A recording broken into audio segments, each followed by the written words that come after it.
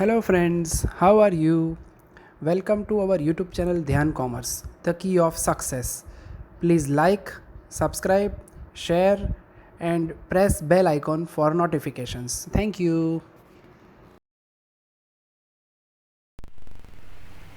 જય માતાજી all dear student.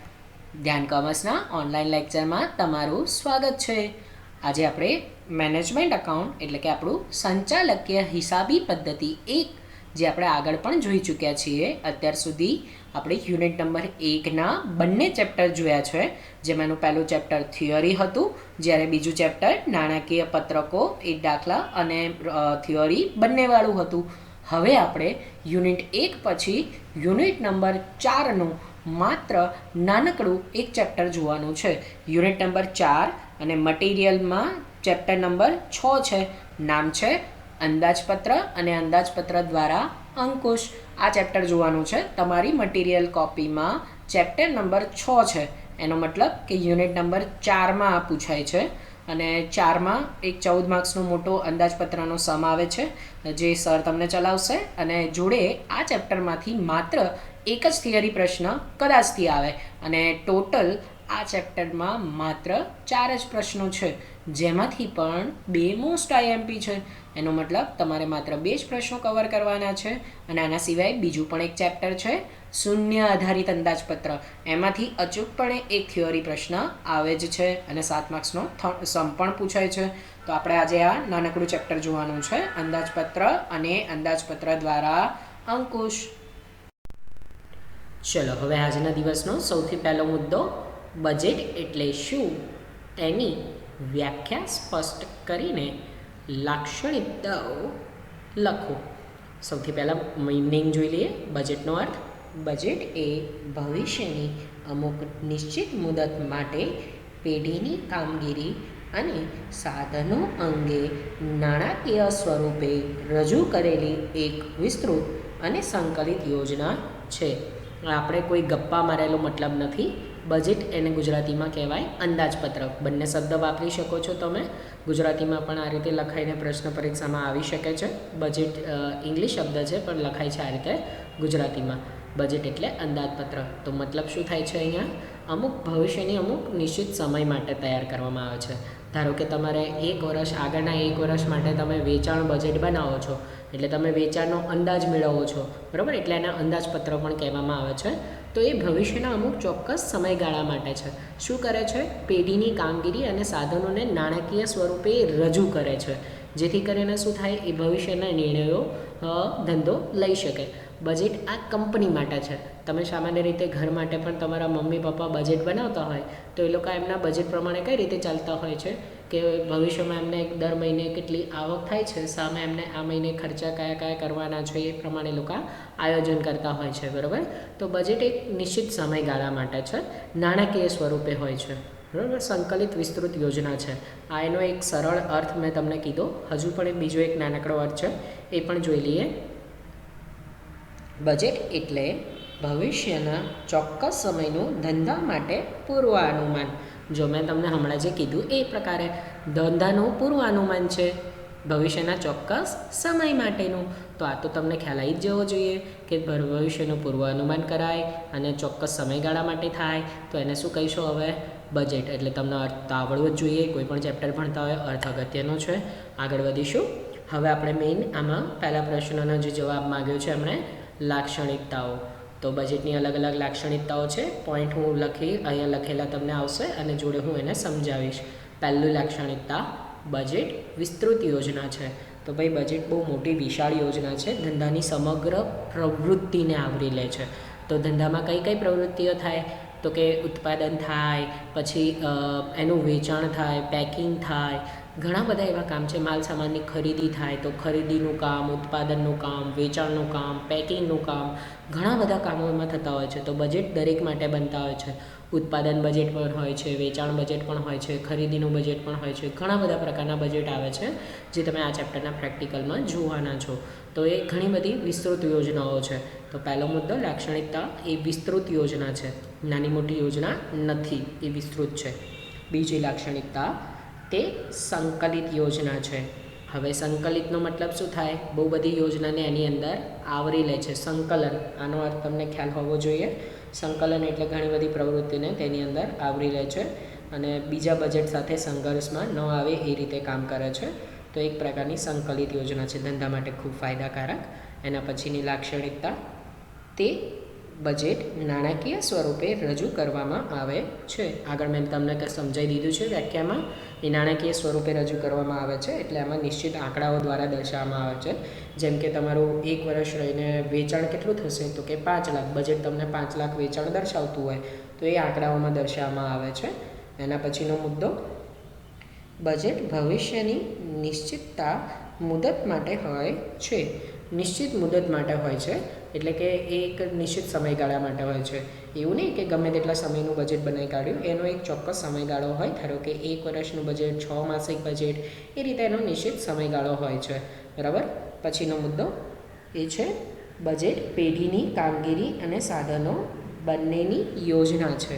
ભાઈ પેઢીની કામગીરી અને સાધનો બંનેની યોજના છે.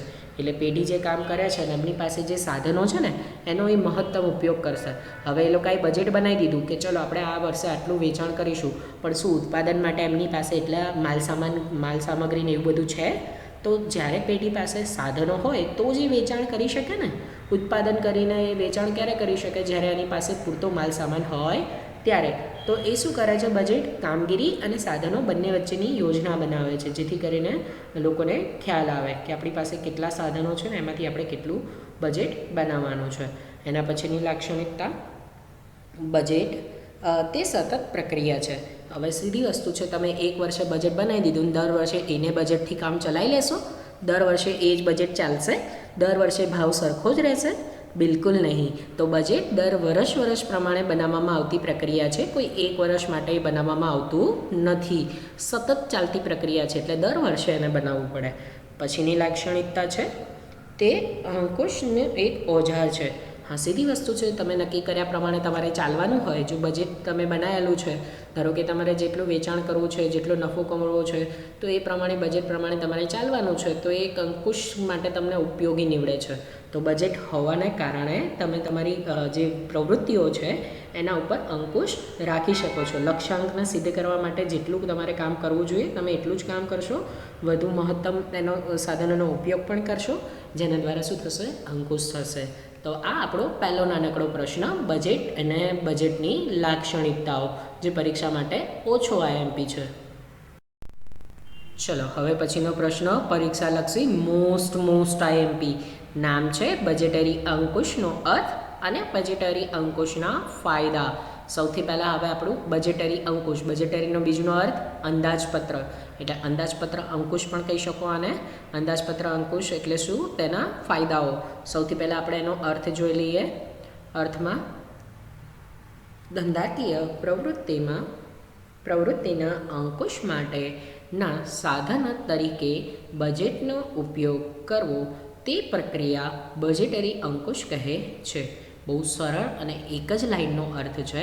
ધંધાકીય પ્રવૃત્તિના અંકુશ માટે સાધન તરીકે બજેટનો ઉપયોગ કરવાની પ્રક્રિયાને શું કહેવાય? બજેટરી અંકુશ. હવે આને સરળ ભાષામાં સમજાવું તો, તમે અંદાજપત્ર બનાવી કાઢ્યું, બજેટ બનાવી કાઢ્યું, પણ એ પેપરમાં જ રહેશે. એટલે તમે ધારો કે નાણાકીય રીતે તમે એને દર્શાવી દીધું, એને તમારા પાસે છે, લખેલું છે કે આટલું તમારું ભવિષ્યનું વેચાણ, પણ હવે એ વેચાણ કરવા માટે તમારે જે પ્રયત્નો કરવા પડે એને જ કહેવાય છે બજેટરી અંકુશ. એટલે બજેટ બનાવ્યા પછી એનો જો કાર્યક્ષમ રીતે ઉપયોગ ના કરો તો પછી બજેટનો કોઈ અર્થ રહેતો નથી. તો બજેટ દ્વારા અંકુશનો મતલબ એ જ થાય છે કે જે બજેટને સાધન તરીકે ઉપયોગ કરે છે. શેના સાધન તરીકે? અંકુશના સાધન તરીકે ઉપયોગ કરે છે. એટલે બજેટનો જે સાધન તરીકે ઉપયોગ કરે એને શું કહેવાય? બજેટરી અંકુશ. હવે આપણે તેના ફાયદાઓ જોઈશું. ઘણા બધા ફાયદા છે કે બજેટ બનાવ્યા પછી જો તમે અંકુશ રાખો તો પહેલો ફાયદો થાય છે આયોજન સરખું થઈ શકે. સાચી વાત છે કે તમે બજેટ જે પ્રકારે બનાવ્યું છે અને તમારે જે આયોજન છે, જેટલું તમારે વેચાણ કરવું છે, જેટલું તમારો હેતુ છે, જે ધ્યેય છે એ સિદ્ધ કરવું છે, તો એના માટે તમારે અંકુશ રાખવું જરૂરી છે. એટલે સંચાલન કાર્યક્ષમ અને અસરકારક બનાવે છે. આયોજન સારું એવું થઈ શકે છે. બીજો ફાયદો બજેટરી અંકુશનો, એ સંકલન શક્ય બનાવે છે. સંકલન એટલે તમે જાણો છો અલગ અલગ પ્રવૃત્તિઓને એકમાં આવરી લે. એટલે સંકલનમાં શું થાય કે જે પ્રવૃત્તિ છે એનું સંકલન અહીં શક્ય બને તો તમે ધારેલા ધ્યેયને નિશ્ચિત દિશામાં, એટલે તમે જે ધ્યેય નક્કી કર્યો છે એને તમે નિશ્ચિત દિશા તરફ એ હેતુ સિદ્ધ કરવા માટે તમે કામ કરી શકો છો. એટલે પ્રવૃત્તિઓનું સંકલન કરી તમારો ધ્યેય સિદ્ધ કરવામાં મદદરૂપ થાય છે. ઓકે, પછીનો ફાયદો, બહુ સહેલા ફાયદાના પોઈન્ટ છે. એ ફાયદો છે અંકુશ. હવે એ તો નામમાં જ આવી જાય છે. બજેટનો ફાયદો શું થાય છે? અંકુશ રાખવા માટે જરૂરી છે. તો કે બજેટ બનાવ્યા પછી તમારો માલસામાનનો યોગ્ય ઉપયોગ થાય, વધુ પડતો માલસામાન ના જતો રહે. તો આવું બધું અંકુશ રાખવા માટે તો બજેટરી અંકુશ જરૂરી છે. તો એ તો નામમાં જ આવી જાય છે. બજેટરી અંકુશનો ફાયદો અંકુશ રાખવા માટે જરૂરી છે. પછીનો ફાયદો એ બહુ જ અગત્યનો છે, વિકેન્દ્રીકરણ. આ વિકેન્દ્રીકરણ એટલે શું છે? તો એક હોય છે કેન્દ્રીકરણ અને બીજું હોય છે વિકેન્દ્રીકરણ. બાજુમાં આપેલું તમે ઇમેજ જોઈ શકો છો, એમાં એ નંબર છે એ કેન્દ્રીકરણ બતાવે છે. કેન્દ્રીકરણ એ રીતે કે જેમાં એક કેન્દ્રમાં બિંદુ છે અને એમાંથી બીજા બધા બિંદુઓ બહાર નીકળે છે, લાઈનો બધી. તો એ કેન્દ્રીકરણ થયું કહેવાય કે એક જ કેન્દ્રમાં છે. જ્યારે બી નંબરનું વિકેન્દ્રીકરણ બતાવે છે. કઈ રીતે? તો પ્રવૃત્તિઓને ત્યાં આગળ અલગ અલગ વિભાજિત કરેલી છે. તો બજેટરી અંકુશ એ વિકેન્દ્રીકરણ પર કામ કરે છે, કારણ એ કામોને વહેંચી કાઢે છે. અને કામોને વહેંચી કાઢો તો કામ કેવું થઈ જાય? સરળ થઈ જાય કે અઘરું થાય? તો કે સરળ થાય. તો બજેટરી અંકુશ તમને વિકેન્દ્રીકરણમાં મદદરૂપ થાય છે. આ પણ એનો એક ફાયદો છે. ચલો હવે ફાયદામાં આગળ વધતા જઈશું. હવે પછીનો ફાયદો છે કાર્યક્ષમતામાં સુધારો. હવે કાર્યક્ષમતામાં સુધારો કઈ રીતે થઈ શક્ય બને છે? તો કે અહીં છે ને અલગ અલગ પ્રવૃત્તિનું વિકેન્દ્રીકરણ થાય છે. સાથે ને સાથે ધંધાને અસર કરતા દરેક પરિબળોને ધ્યાનમાં લેવામાં આવે છે. એટલે વસ્તુની ગુણવત્તા જળવાઈ રહે, યોગ્ય સ્પીડથી કામ થાય અને ધંધાનું પરિણામ પર સારું આવે. આ રીતે જો દરેક પરિણામ પર તમે અભ્યાસ વિગતવાર કરતા હો, દરેક પરિબળોને ધ્યાનમાં રાખો, તો એનાથી શું થાય? તમે તમારી ખામીઓને દૂર કરીને સુધારાને અવકાશ મળે છે. એટલે ખામીઓ દૂર થાય તો પછી કાર્યક્ષમતામાં શું થશે? વધારો. સાથે ને સાથે તમને અહીંયા બાજુમાં ઇમેજ પણ દર્શાવે છે કે તમારી પડતરમાં શું થશે? ઘટાડો. હવે તમે કાર્યક્ષમતા વધારો તો પડતર શું થશે? ઘટશે. એટલે વસ્તુના ઉત્પાદનમાં તમને ખૂબ જ ફાયદો થશે. તો બજેટ દ્વારા અંકુશ કરવાથી તમે સુધારા વધારા કરી શકો છો. તમારી ભૂલો તમે જાણી શકો છો, કારણ કે અહીં દરેક પરિબળોને તમે ધ્યાનમાં રાખો છો. તો બજેટ બનાવતા વખતે સુધારો શક્ય બને છે, જેથી કાર્યક્ષમતામાં શું થાય છે? વધારો. પછીનો મુદ્દો છે એ છે સહકાર. હવે સહકાર કઈ રીતે શક્ય બને છે? દરેક જે ઉપરી અધિકારીઓ છે, બજેટ બનાવતી વખતે દરેક વિભાગના, જેમ કે ઉત્પાદન વિભાગ, નામ ધ્યાનથી સાંભળજો. કંપનીમાં એક હોય ઉત્પાદન વિભાગ, વસ્તુનું ઉત્પાદન કરે. બીજું હોય છે ખરીદી વિભાગ, જે માલ સામાનની, કાચા માલની ખરીદી કરે. પછી હોય છે વેચાણ વિભાગ. દરેક અધિકારીઓ, આ જે વિભાગીય અધિકારીઓ હોય છે, એમને બજેટ બનાવવામાં ભેગા થવાનું હોય છે, ચર્ચા વિચારણાઓ કરે છે, જેથી કરીને શું થાય? ઘર્ષણ ઘટી જાય અને એકબીજાના પ્રશ્નોનું નિરાકરણ આવે અને એકબીજાને સહકાર પણ મળી રહે છે. તો બજેટ દ્વારા અંકુશને કારણે એકબીજા અધિકારીઓનો સહકાર તેમને મળી રહે છે. તો આ પણ એનો એક ફાયદો થયો. યાદ રાખજો, આ મોસ્ટ આઈએમપી પ્રશ્ન છે. અંદાજપત્ર દ્વારા અંકુશના ફાયદાઓ પરીક્ષામાં વધુ વખત પૂછાયેલો પ્રશ્ન છે. આગળ જઈશું. પછીનો ફાયદો છે એ છે માહિતી સંચાર કાર્યક્ષમ. માહિતી સંચાર સારી રીતે થઈ શકે છે, કારણ તમને કહું, આ જે આપણે બજેટ બનાવીએ છીએ એ લેખિતમાં હોય છે. ધંધાના જે અમલ કરવાનો હોય છે એના એક ભાગ તરીકે ધંધાના ધ્યેય, યોજના, જવાબદારી, સત્તા વગેરે લેખિતમાં આપવામાં આવે છે. તો કોને શું કામ કરવાનું, કોને કેટલી મુદતમાં એ કામ પૂરું કરવાનું છે, એ બધી તકેદારી રાખવી પડે છે. તો એક પ્રકારનો માહિતી સંચાર કાર્યક્ષમ રીતે કરે છે, કારણ બધાને પોતાનું કામ અહીં સમજાવવામાં આવે છે. જ્યારે પણ આપણે બજેટ બનાવીએ ત્યારે દરેકને પોતાનું કામ માહિતી સંચાર દ્વારા સોંપી દેવામાં આવે છે. તો માહિતી સંચાર કાર્યક્ષમ રીતે થાય છે, જેથી દરેકને પોતાનું કામ ખબર પડી જાય છે. બરાબર? તો માહિતી સંચાર પણ અહીં સારી રીતે થાય છે. આ પણ એનો એક ફાયદો. પછીનો મુદ્દો આપણે જોઈશું એ છે સાધનોનો ઇષ્ટ ઉપયોગ. ઇષ્ટ એટલે મહત્તમ, જેને આપણે કહી શકીએ. ઇફેક્ટિવ યુટિલાઇઝેશન ઓફ રિસોર્સિસ, એટલે તમારી પાસે જે સાધનો છે તમે એનો મહત્તમ ઉપયોગ કરી શકશો. કારણ શું છે કે તમારી પાસે લગભગ સાધનો મર્યાદિત હોય અને તમારે તમારો ધ્યેય સિદ્ધ કરવો છે.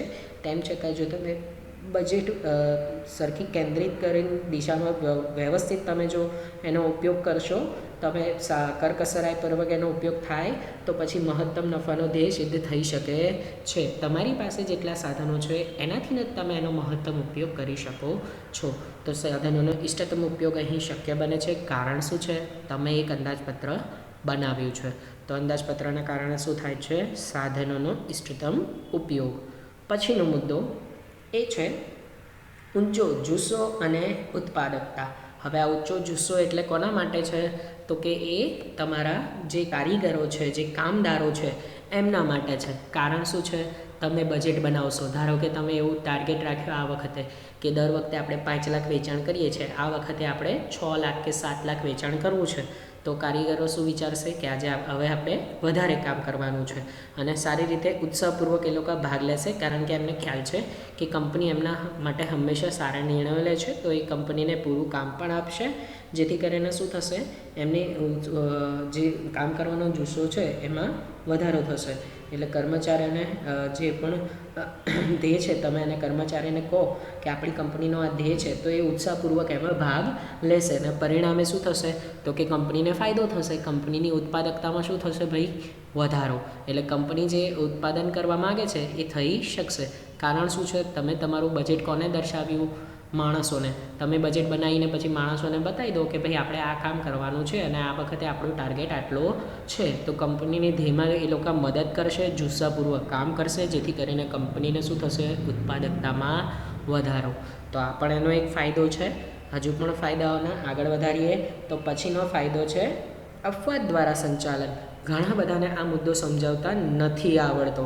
અપવાદ દ્વારા સંચાલન એટલે બજેટમાં ઓટોમેટિકલી, ધ્યાનથી સાંભળજો, બજેટમાં ઓટોમેટિકલી સંચાલન થઈ જાય છે.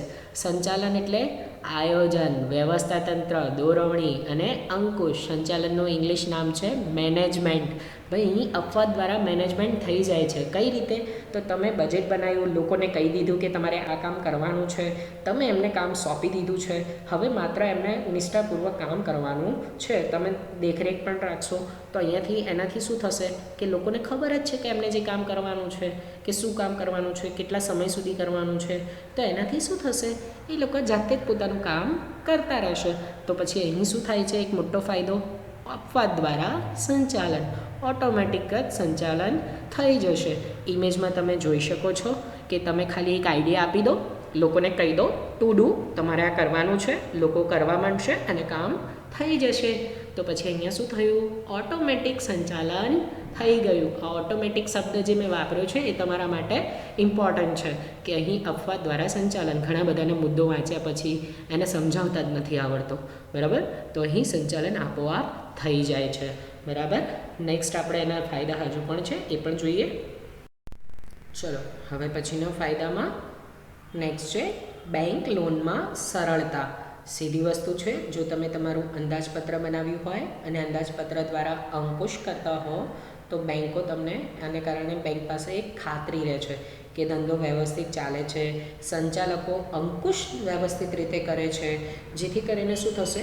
બેંકને એવું વિચારશે કે જો ધંધામાં આટલું બધું ધ્યાન રખાતું હોય, આટલું બધું અંકુશ રહેતું હોય તો પછી તમને નિયમિત વ્યાજ મળશે અને નિયત સમયે મુદ્દલની રકમ પણ મળી શકશે.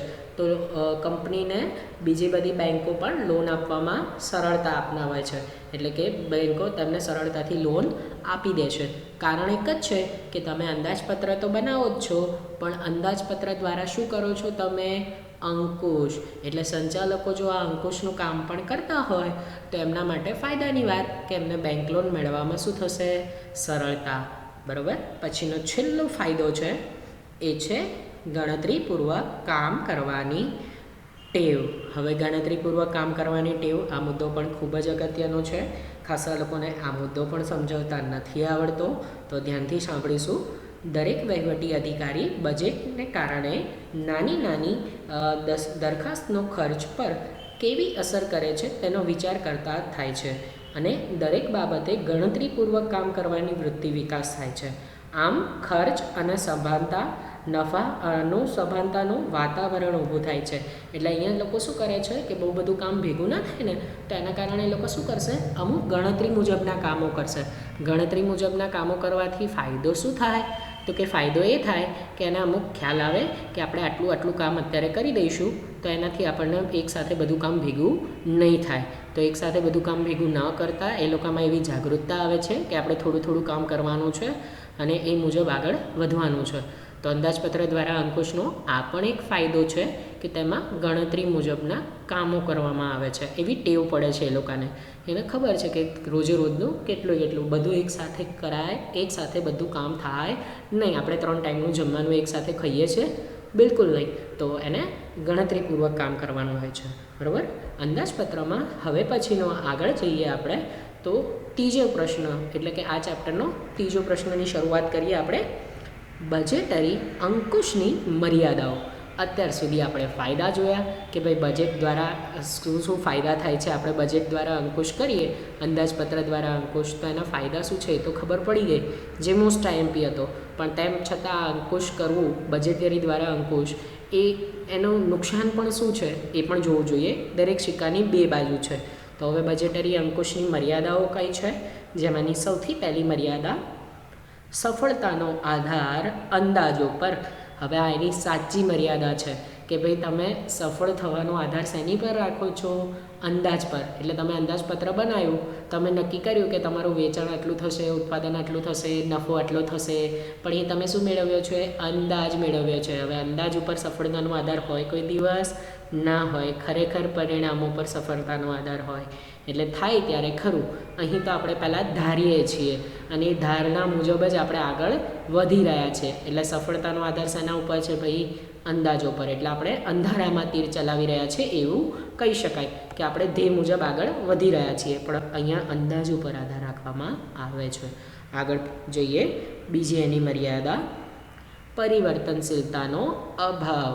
હવે સાચી વાત છે, આ પણ એની એક મર્યાદા કહી શકો. જેમ કે તમે અંદાજપત્ર બનાવી દીધું, પણ હવે ભવિષ્ય અનિશ્ચિત છે. ધારો કે તમને 2 મહિનામાં કોઈ મંદી આવી, વિશ્વ મંદી આવી ગઈ, કોઈ રોગ આવી ગયો, જેના કારણે તમારો ધંધો એવો છે કે જે એને અસર કરી શકે. તો આવા સંજોગોમાં તમે બજેટમાં જલ્દી ફેરફાર કરી શકતા નથી, કારણ કે બજેટ મુજબ કામ વેચાઈ ગયું હોય, કામની શરૂઆત થઈ ગઈ હોય, તો આમાં જલ્દી પરિવર્તનશીલતા આવતી નથી. એટલે આ એક પ્રકારનો એનો મર્યાદા થઈ જાય. સાચી વાત છે કે બજેટમાં તમે સુધારા વધારા નથી કરી શકતા, કારણ કે આખો ધંધામાં તો કરોડોના વ્યવહારો થતા હોય અને બજેટ બનાવ્યા પછી તમે એ પ્રકારે કામ બી વેચી દીધું હોય, એટલે સરળતાથી પરિવર્તન થઈ શકતું નથી. થઈ તો શકે, આપણે એમ ના કહેવાય કે પરિવર્તન ના જ થાય, પણ એ ઓછું શક્ય બને છે. જેથી કરીને એની મર્યાદા થઈ શકે કે અનિવાર્ય સંજોગોમાં તેના ઉપર આપણે પરિવર્તન કરી શકતા નથી, જે એની એક મર્યાદા કહી શકો. બરાબર. બજેટરી અંકુશની પછીની મર્યાદા શું છે? સફળતાનો આધાર સહકાર પર. હવે આ એની એક બનાવેલી મર્યાદા કહી શકો.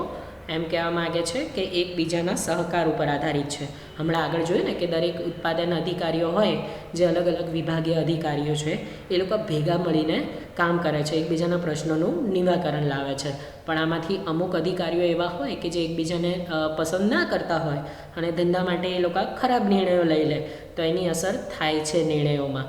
તો આના કારણે શું થાય છે, કોઈ એક અધિકારી નિર્ણય નથી લેતો. બજેટમાં દરેક અધિકારીઓને સહસંમતિ લેવામાં આવે છે, ભેગા બેસીને પ્રશ્નો હલ કરવામાં આવે છે, જેના કારણે શું થાય, સફળતાનો આધાર સહકાર ઉપર. એકબીજા સહકાર ના આપે તો પછી એ કામ સરળતાથી થતું નથી. કારણ તમને કહી દઉં, જેમ કે તમારે ઉત્પાદન કરવું છે તો એના માટે તમારે માલસામાન ખરીદી કરવી પડે. હવે માલસામાન ખરીદીના અધિકારી ઉત્પાદન અધિકારીને સહકાર ના આપે કે તમારે જે કરવું હોય એ ઉત્પાદન કરો, ખરીદ વિભાગી અધિકારી તમને ખરીદીને નથી આપતું માલસામાન, તો તમે ઉત્પાદન કઈ રીતે કરશો?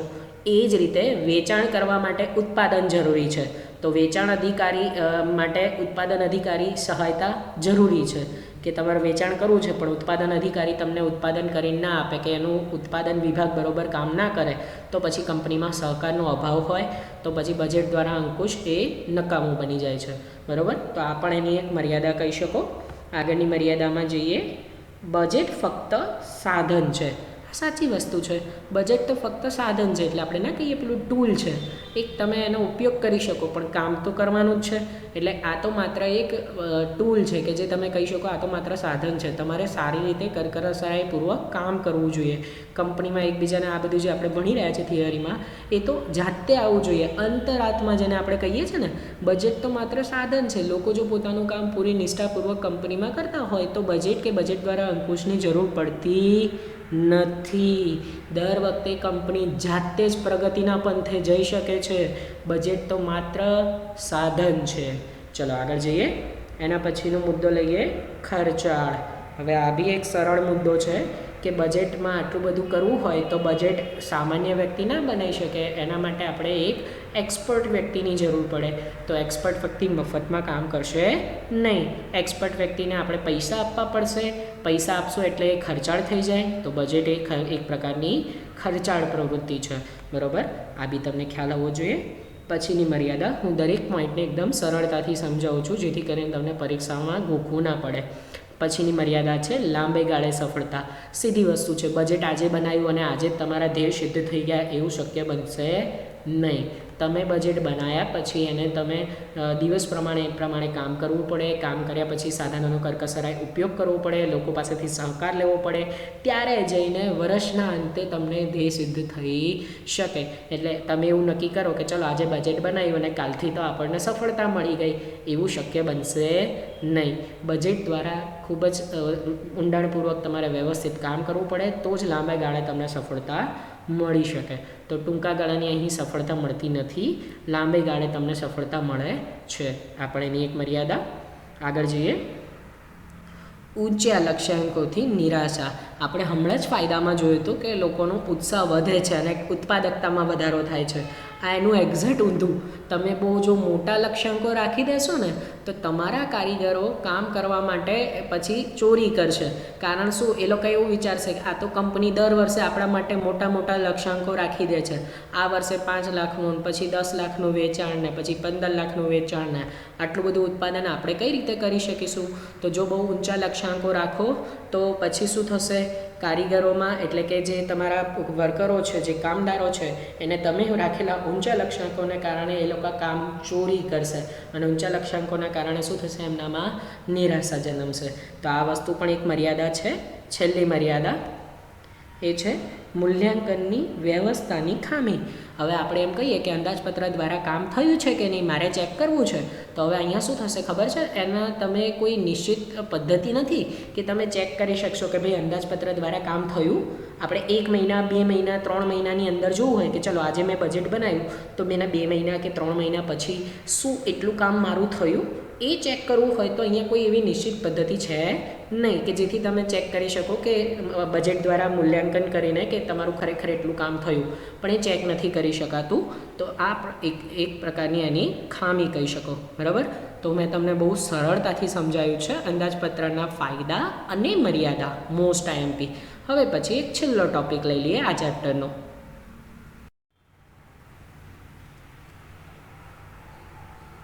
ચલો હવે પછીનો મુદ્દો છે લાસ્ટ પોઈન્ટ, બજેટરી અંકુશના હેતુ વર્ણવો અથવા સમજાવો.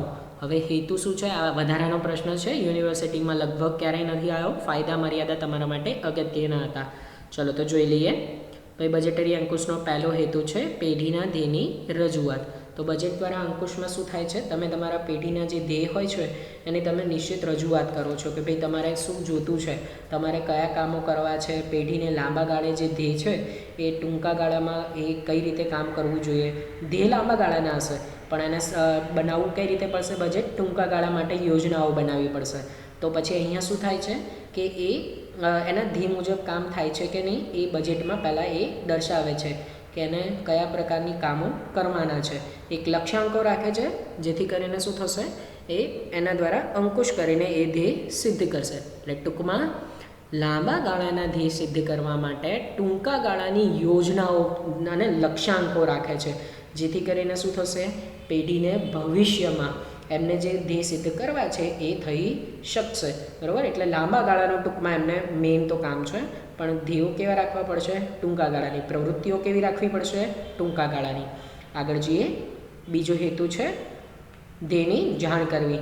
હવે તમે ધ્યેય રાખી દીધા, તમે જે નક્કી કર્યું, બજેટમાં જે દર્શાવવામાં આવ્યું, પણ જ્યાં સુધી એ તમે દરેક વિભાગીયના અધિકારીઓ વચ્ચે, તમારા કારીગરો વચ્ચે, દરેક પક્ષકારને ધ્યાનમાં રાખીને એ લોકોને નહીં સમજાવો, ત્યાં સુધી બજેટનો કોઈ અર્થ રહેતો નથી. એટલે દરેક કર્મચારીઓને, અધિકારીઓને તેમને કરવાના કામોને સમજાવવામાં આવે છે અને જરૂર પડે ને તો એ ધ્યેયને કઈ રીતે સિદ્ધ કરવા એનું માર્ગદર્શન પણ આપવું પડે છે. એટલે અહીંયા શું કરવામાં આવે છે બજેટરી અંકુશમાં? ધ્યેયની લોકોને જાણ કરવામાં આવે, જેથી કરીને એમને ભવિષ્યમાં જે કામ કરવાના છે એનું ખ્યાલ આવે અને એમને જો કંઈ સહકારની જરૂર પડે તો એ પણ આપી શકાય. બરાબર? તો આ એનો બીજો હેતુ હતો. હેતુ એક પ્રકારના લાઇનસર છે, પ્રક્રિયાની જેમ છે. પહેલાં ધ્યેય નક્કી કરવાનો, પછી ધ્યેયની જાણ કરવાની. પછીનો મુદ્દો એના જોડે સંકળાયેલો છે કામગીરી બજાવવા માટેની યોજનાઓ. પછી ધ્યેય આપ્યા પછી કઈ રીતે કામ કરવું ને એ પણ યોજનાઓ કરી આપવાની. દરેક કામગીરી કોને કેટલું કરવાનું છે, એમનો હેતુ શું છે, કામ કેટલું કરવાનું, ક્યારે કમ્પ્લીટ કરી આપવાનું, એ વિગતવાર બધું સમજાવી દેવાનું, જેથી કરીને કામ યોગ્ય સમયબદ્ધ રીતે થઈ શકે.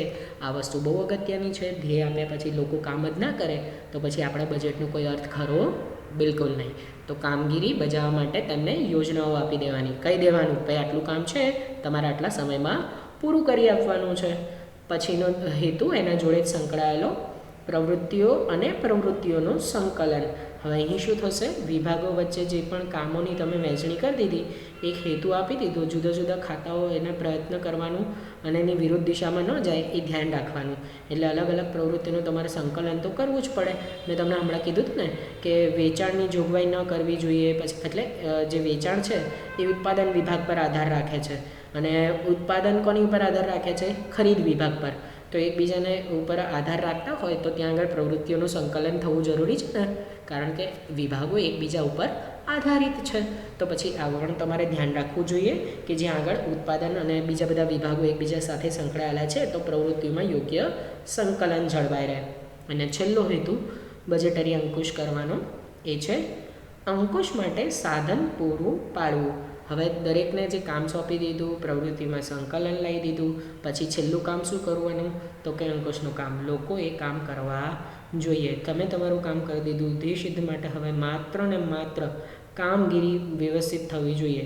સમય અને સંજોગો અનુસાર જ્યાં તેમને માર્ગદર્શન પડે, યોગ્ય અંકુશના પગલાં લઈને તમે તમારા ધ્યેય અને કામગીરીને પૂરેપૂરું અંકુશમાં રહીને ધ્યેય સિદ્ધ કરવામાં એક સાધન તરીકે તમે એનો ઉપયોગ કરી શકો. એટલે બજેટરી અંકુશ તમને મદદરૂપ થાય છે અંકુશના સાધન તરીકે. એટલે તમારો ધ્યેય છેલ્લે સિદ્ધ થઈ શકે છે. તમારે ખાલી દેખરેખ રાખવી પડે. બરાબર? આ સાથે આપણું આ જે નાનકડું આજનું આ ચેપ્ટર છે અંદાજપત્ર અને અંદાજપત્ર દ્વારા અંકુશ, માત્ર 4 ક્વેશ્ચનોનું બનેલું અને એમાંથી પણ હેતુઓ અને લાક્ષણિકતાઓ નથી પૂછતા. બજેટરી એટલે કે અંદાજપત્રની લાક્ષણિકતા નથી પૂછતા. અંદાજપત્ર દ્વારા અંકુશના હેતુઓ, આ પ્રશ્ન પણ ઓછો પૂછાય છે. માત્ર બજેટરી અંકુશના ફાયદા અને મર્યાદા 2 જ આઈએમપી પ્રશ્નો છે, જેમાંથી એક પરીક્ષામાં આવી શકે છે. બરાબર? તો અહીં આ સાથે આપણું આ નાનકડું ચેપ્ટર અહીં પૂરું થાય છે. જય માતાજી.